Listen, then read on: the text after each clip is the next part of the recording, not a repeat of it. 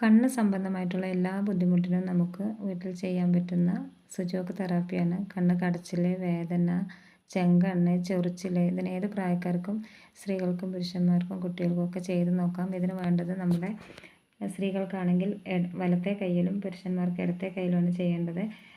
കയ്യിൻ്റെ തള്ളവിരലെടുക്കുക. തള്ളവിരലിൽ Su Jok നമ്മൾ കണ്ണിൻ്റെ corresponding area തള്ളവിരലിൻ്റെ ഈ ഒരു ഭാഗത്തായിട്ടാണ് വരിക.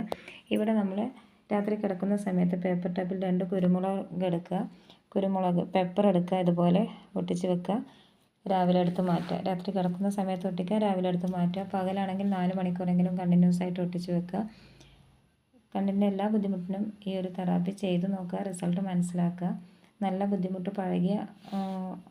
ബുദ്ധിമുട്ടുള്ള ആളുകളാണെങ്കിൽ അവർ കുറച്ച് ദിവസം കണ്ടിന്യൂസ് ആയിട്ട് രാത്രി കിടക്കുന്ന സമയത്ത് ഒട്ടിക്കുക, രാവിലെ എടുത്ത് മാറ്റുക. അല്ലാത്തവർക്ക് ഒരു ദിവസം ചെയ്യുമ്പോൾ തന്നെ അതിൻ്റെ എഫക്റ്റ് മനസ്സിലാവുന്നതാണ്. ഓക്കെ.